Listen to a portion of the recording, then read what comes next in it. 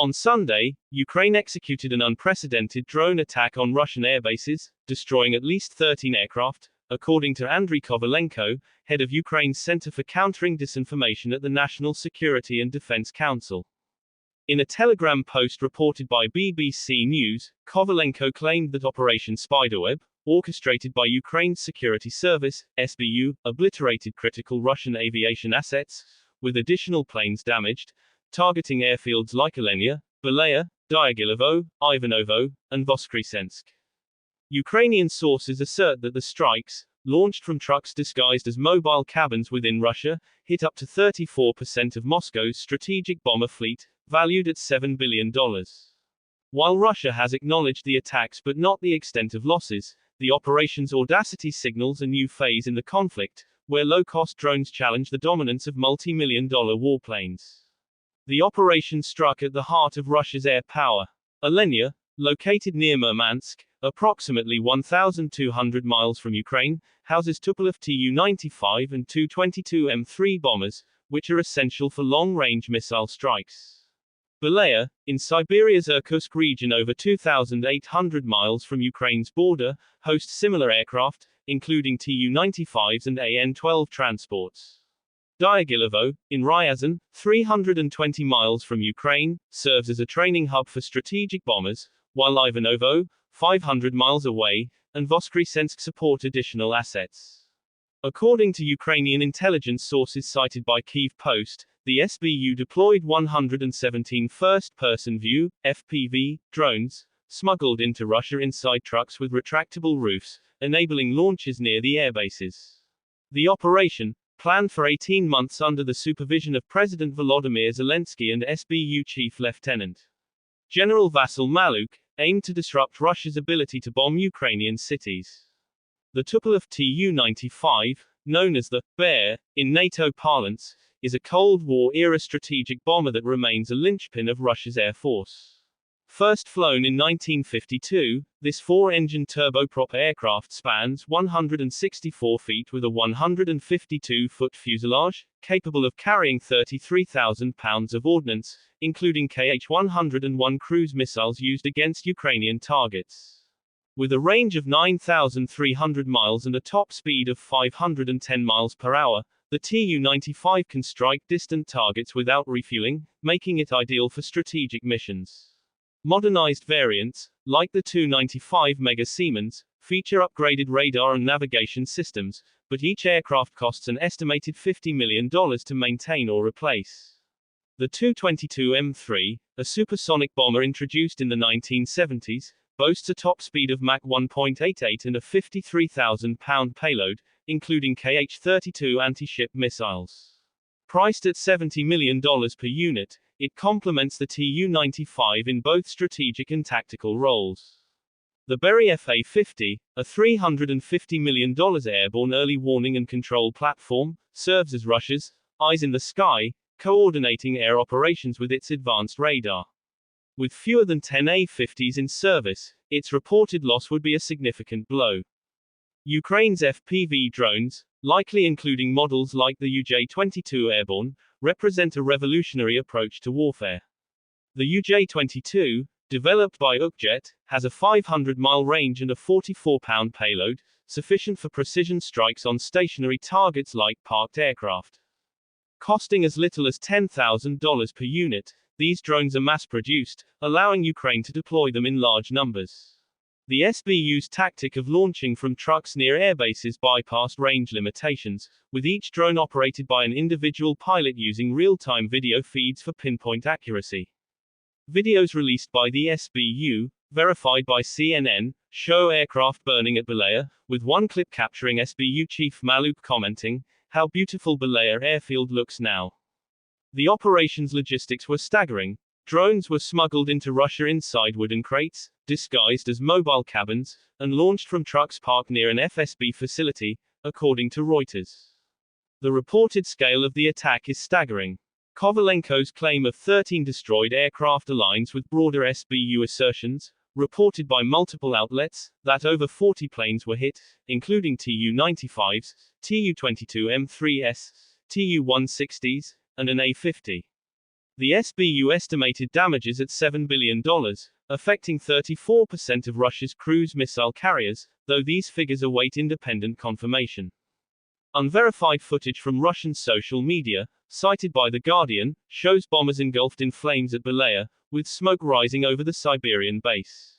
Irkutsk Governor Igor Kobzev confirmed drones were launched from a truck near Belaya, but Russia's defense ministry only acknowledged attacks on 5 airbases, claiming strikes on Ivanovo, Ryazan, and Amur were repelled. The ministry's silence on specific losses mirrors its response to earlier Ukrainian strikes, such as the March 2025 attack on Engels airbase, which damaged 2 Tu-95s. The operation's strategic impact is profound. The Tu-95 and Tu-22M3 are critical for Russia's long-range bombing campaigns, launching missiles that have devastated Ukrainian infrastructure. Losing 13 or more aircraft, potentially 40, as claimed by the SBU, would strain Russia's air force, which relies on Soviet-era platforms no longer in production. Sanctions and supply chain disruptions further limit Moscow's ability to replace losses, particularly for the A-50, with only a handful operational. Ukrainian sources, cited by Kyiv Post, suggest the strikes also targeted fuel depots and runways, potentially grounding additional aircraft for weeks.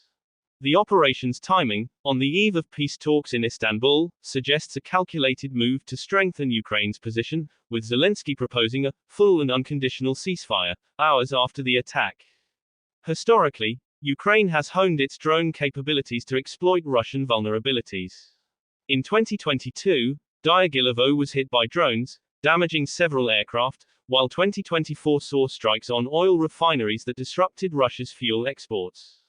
These operations reflect a pattern of asymmetric warfare, targeting high-value assets with low-cost tools. The 2019 Houthi attack on Saudi Arabia's Abqaiq facility, which used $20,000 in drones to cause billions in damages, offers a striking parallel.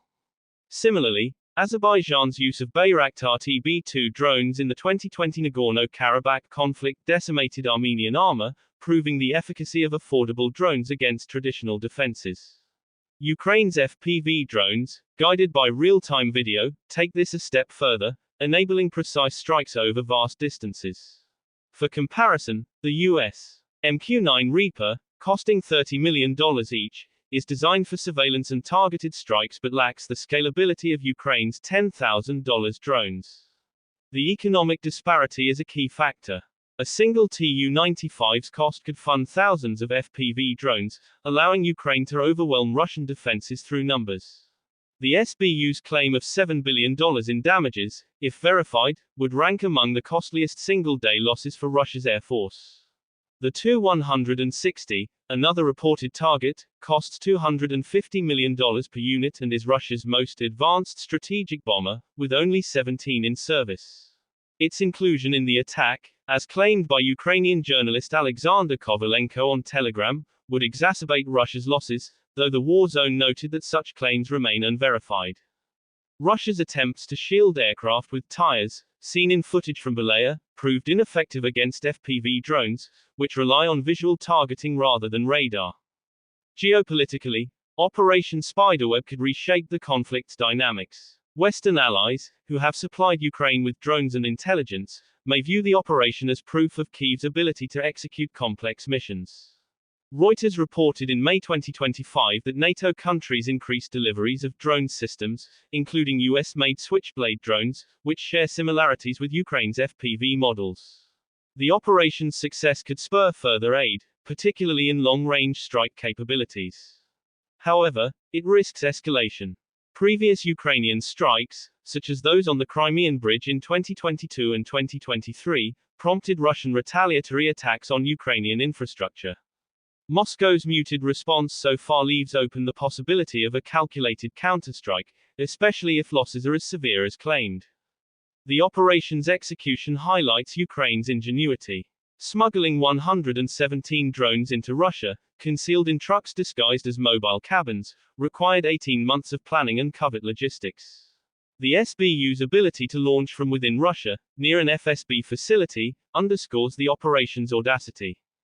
This contrasts with Israel's drone strikes on Hezbollah, which use shorter range, precision-guided systems like the Harop. Ukraine swarm tactics, with dozens of drones targeting multiple airbases simultaneously, overwhelmed Russian defenses, which are optimized for larger threats like missiles.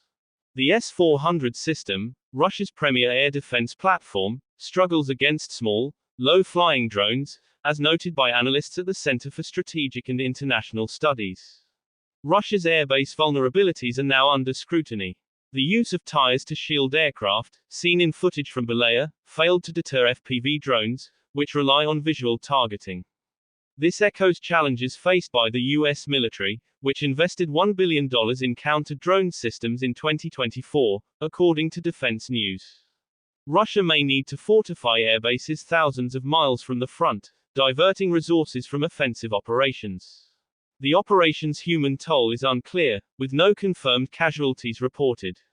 The focus on remote airbases likely minimized civilian impact, but disruptions to Russia's air operations could affect its personnel and logistics chains. The attack's implications extend to global military doctrine. The U.S. relies on high-cost platforms like the $2 billion B-2 Spirit for strategic bombing, while Ukraine's $10,000 drones achieve similar effects at a fraction of the cost. The Pentagon's pivot toward counter-drone technologies reflects a growing awareness of this threat, but Ukraine's approach suggests that quantity and affordability may outweigh quality in certain scenarios. For comparison, China's DJI Mavic drones, costing $1,000, have been adapted for military use, highlighting the democratization of drone warfare. Operation Spiderweb's audacity lies in its scale and execution. Striking airbases over 2,800 miles from Ukraine, using drones launched from within Russia, marks a new milestone in the conflict.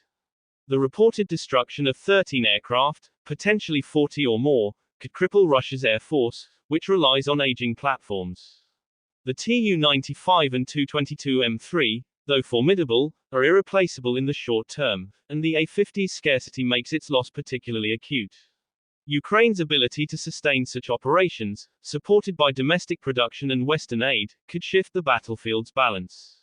Yet, questions linger. Without independent verification, the exact number of destroyed aircraft remains uncertain. Russia's silence suggests either minimal losses or a strategic choice to downplay the damage. As the world awaits satellite imagery and open-source intelligence, the operation's true impact will become clearer. Will Ukraine's bold strike force a re-evaluation of Russian air defenses, or will it provoke a retaliation that escalates the conflict further? The answer may shape the war's trajectory and the future of aerial warfare.